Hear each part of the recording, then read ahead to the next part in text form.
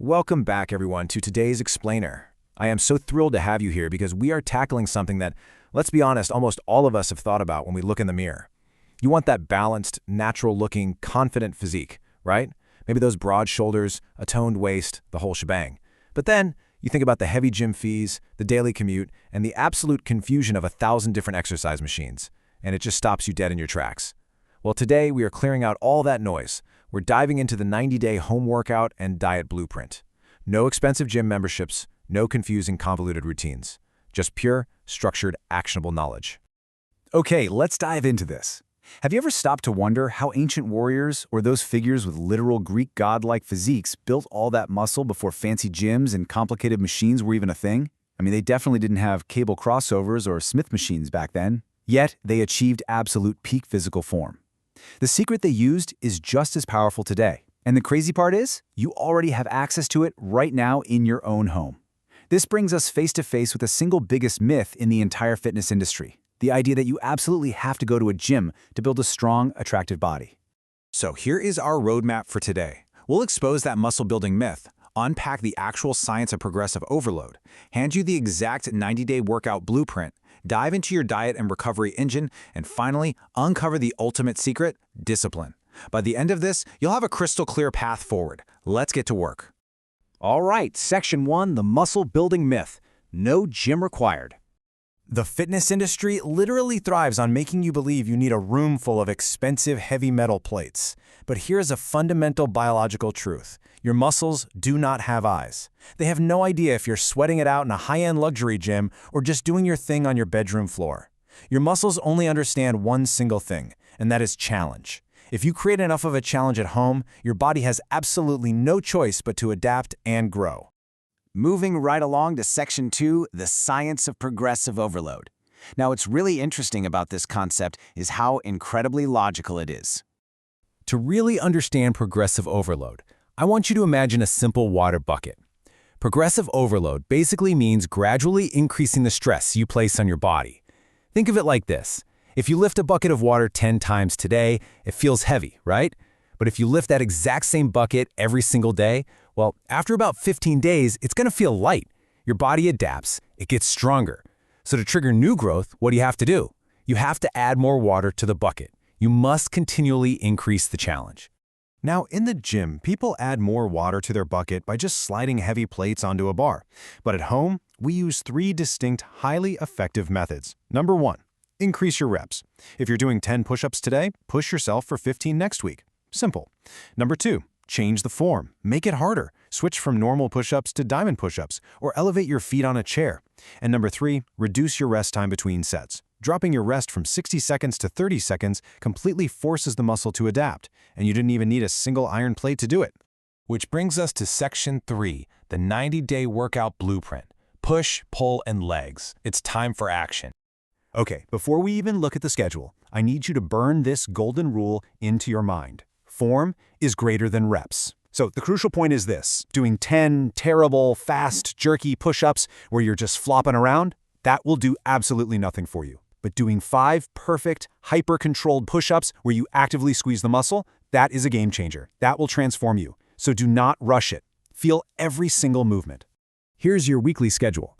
And you might notice something kind of surprising here. You're only doing intense workouts 3 years a week. Monday is push, Wednesday is pull, and Friday is legs and core. Tuesday, Thursday, and Sunday are totally dedicated to rest, and Saturday is for active recovery. You know, like a light 30-minute walk or some easy stretching. Now, why so much rest? Because, and this is vital, your muscles do not actually grow while you are working out. They grow while you are resting. Recovery is the absolute key to the whole shebang.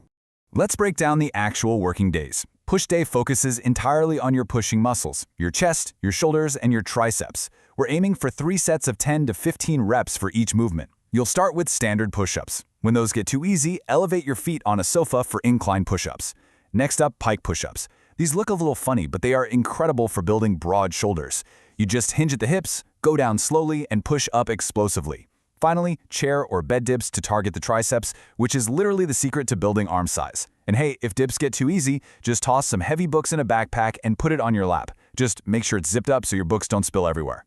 Next up is pull day, which targets your back and your biceps. Exercise 1 is the bed sheet row. This is brilliant. You take a strong, thick bed sheet, tie a knot, wedge it securely over a sturdy door, lean back, and pull yourself up. Quick pro tip though, make absolutely sure the door closes towards you or you might end up flying backward and flat on your back. The more parallel your body gets to the floor, the harder the challenge. Squeeze that back muscle. Exercise 2 is the Superman hold. You lie flat on your stomach, lift your arms and legs off the ground, and hold that position for 2 seconds at the top. It is absolutely essential for building lower back strength.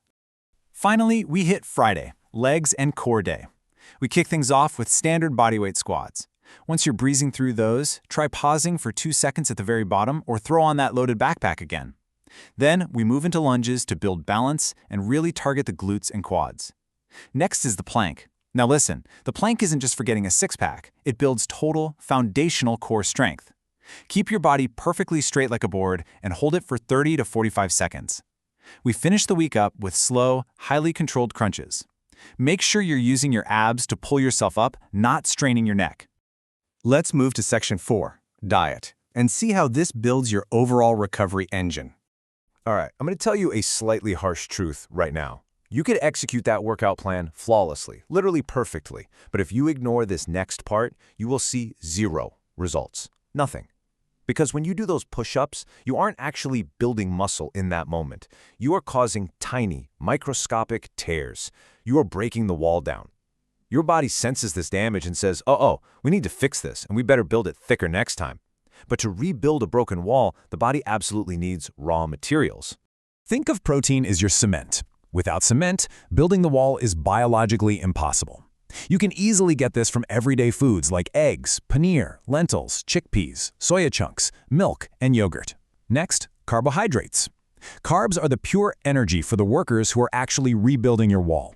This is your fuel for the workout itself, and you'll find it in oats, rice, potatoes, and fruits. Lastly, healthy fats. Think of fats as the essential lubricant for your joints and your hormones. You can easily get these from almonds, walnuts, a bit of ghee, and peanuts. Now, don't overcomplicate this. You absolutely do not need extreme starvation diets or outrageously expensive supplements to see results. Just follow the simple 80-20 rule. Make sure 80% of your diet consists of nutritious, home-cooked food. The remaining 20%, that can be completely flexible for your cravings. Yes, that means you can still enjoy a slice of pizza or some chocolate occasionally. Just try to minimize the heavily deep-fried outside food and those super sugary soft drinks. It really is that simple. Oh, and please, whatever you do, do not forget your water. You should be aiming for 3 to 4 liters every single day. People always overlook this, but your muscles are literally made up of 70% water. Just think about that. Do not underestimate hydration. It is a foundational pillar of your entire recovery engine. Finally, we arrive at Section 5, the ultimate secret, discipline. So you have the workout plan, and you have the diet strategy. But what's the glue that holds all of this together? And this concept brilliantly illustrates the difference we need to talk about. Motivation is just a temporary spark. It's that rush you feel right now watching this explainer, or the pure excitement of buying fresh new workout clothes. But we all know motivation fades. It always does. Discipline, on the other hand, is an unstoppable habit. Discipline is doing the work when you are exhausted, when you're feeling lazy, or when you feel like nothing in the mirror is changing. That is when your true battle begins, and discipline is the only thing that gets you through. Because remember, at the end of the day, this isn't just a physical transformation. It's a profound test of your willpower. It's about making a quiet promise to yourself every single day and actually keeping it. Really, it's only a 30-minute workout and making a few better food choices. But when you consistently win these small daily battles over the course of 90 days, you don't just build a better body. You build immense, unshakable self-confidence. And that confidence, it will physically reflect in your posture, in the steady tone of your voice, and right in your eyes. You literally transform into a person who does not quit. So, I want to leave you with one final, very real thought. The next 90 days, they're going to pass anyway. Time isn't stopping for anyone. So, in exactly 90 days from today, where do you want to be? Do you want to be sitting in the exact same place, still just wishing for a change? Or do you want to look in the mirror and see a newer, more confident, much more powerful version of yourself? The science is clear. The blueprint is right here in front of you. The choice is entirely yours. Let's start today.